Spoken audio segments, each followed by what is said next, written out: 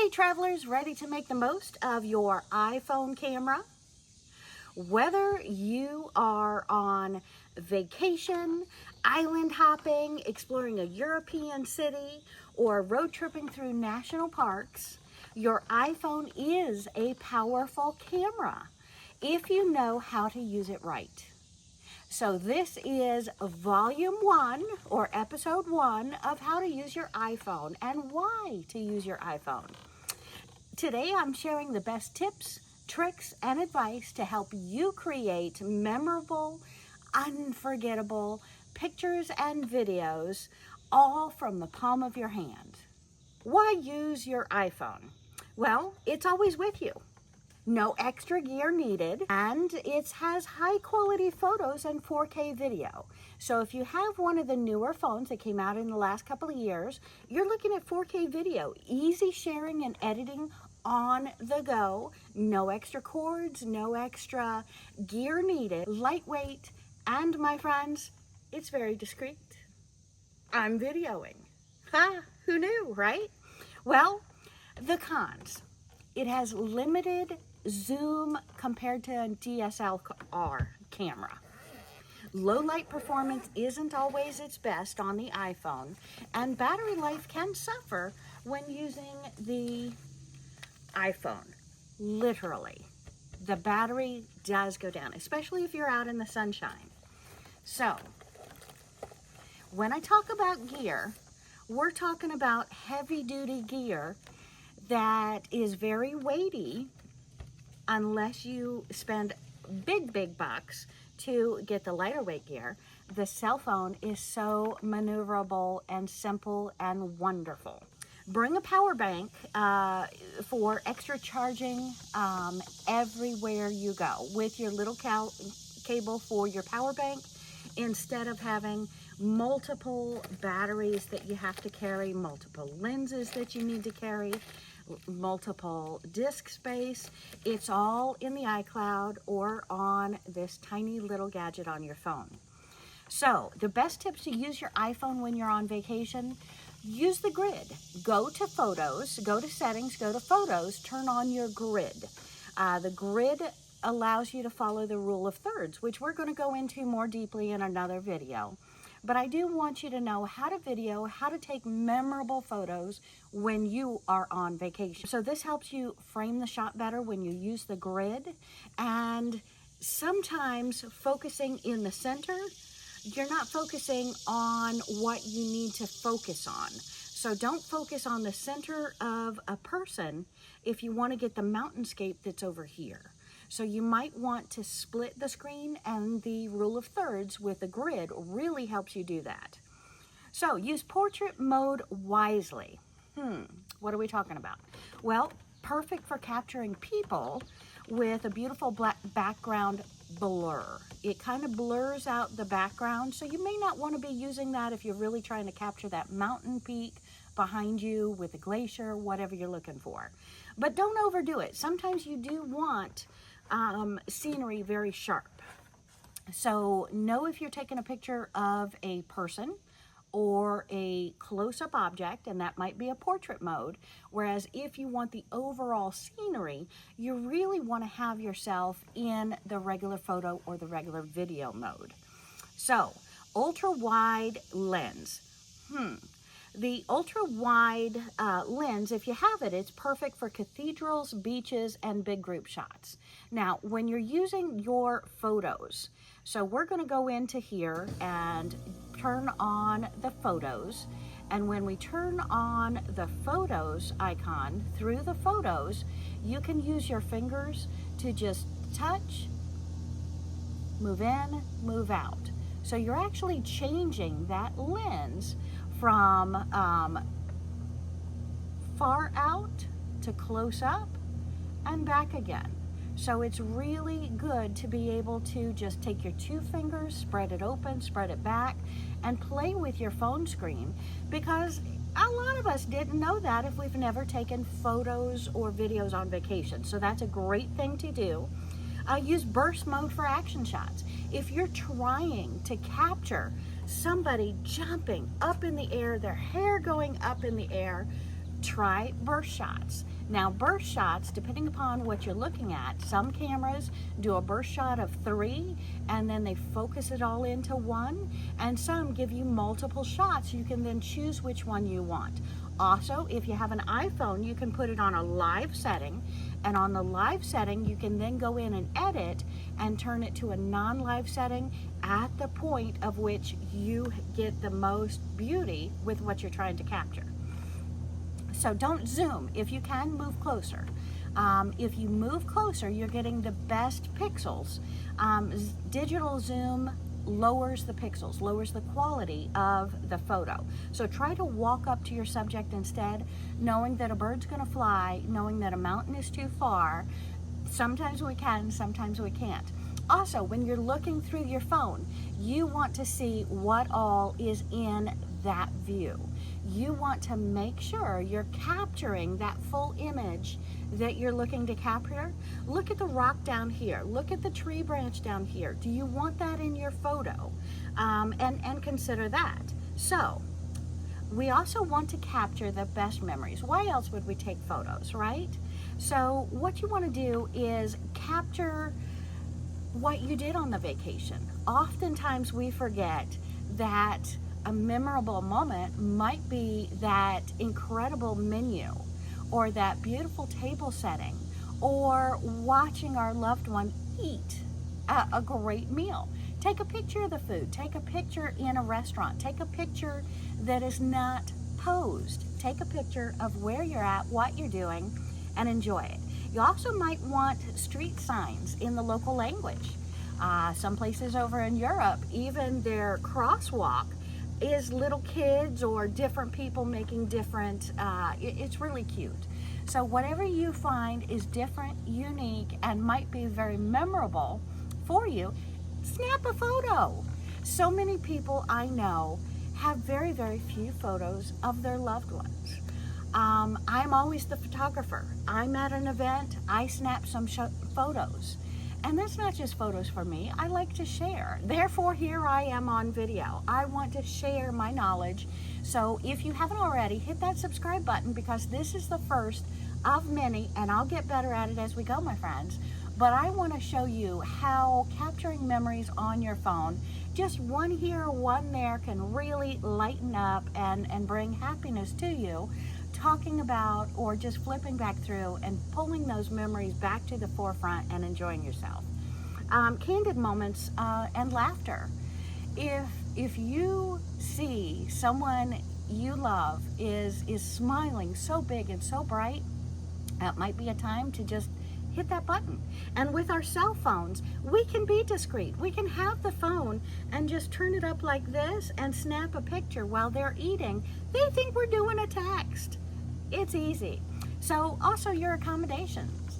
What are your views like? What is your memory of the room? Did you have a chandelier in the living room in your hotel room? Take a picture. It really does mean a lot. And sometimes you think over the years, you know, I went there 6 years ago, I went there 30 years ago. I remember it as being spacious, but I don't remember that much. Snap a photo. And if you want, snap a selfie with you in the room in the background. So not on portrait mode, a selfie is going to come out on regular photo too. So sunsets and sunrises, did they bring joy to your life? Would it be really cool to look back on that sunrise and say, oh yeah, I remember that sky was so orange, was so pink, was so blue, was so green. Whatever that purple sky looked like to you, it would possibly bring a great memory. So also your transportation. Take a picture, take a picture, take a picture. Anything that's going to remind you of your travel. Was that ship cool? Do you have a picture of yourself with the name of the ship? Hand your phone to only your tour guide, no strangers, because they do hold it hostage. They do sell these stolen phones. iPhones are really, really big overseas. Here in the United States, we think of pickpocketing as cash.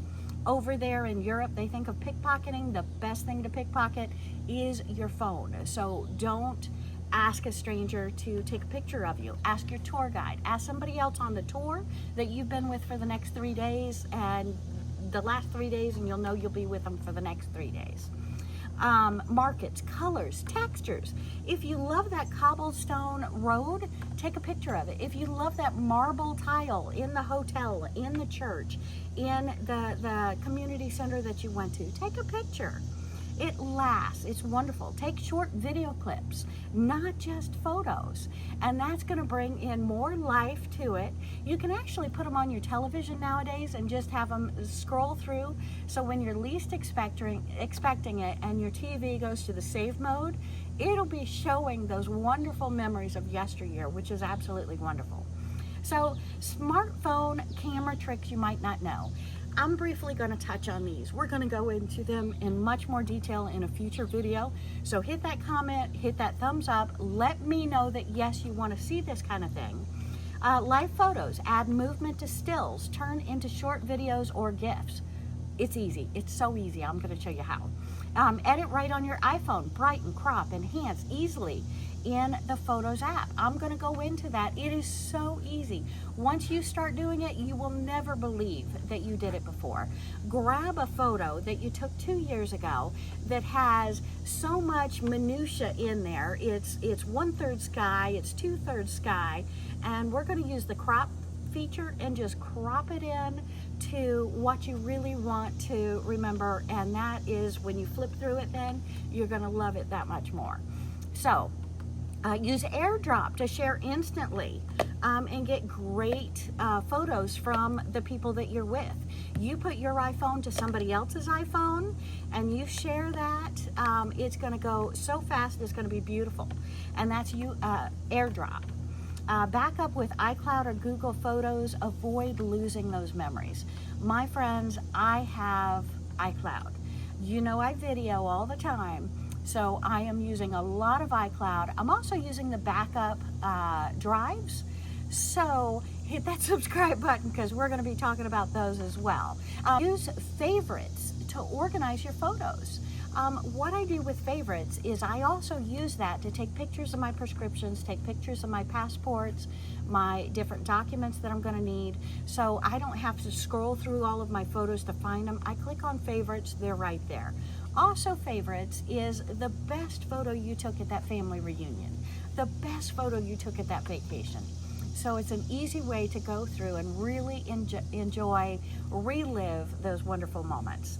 So you also want to use airplane mode to save your battery, but still take photos. Yes, my friends, if you're out there at a national park, you do not have reception most of the time. Not here in the United States. They actually have reception in more places in Europe than they do in the United States. The United States is huge, my friends.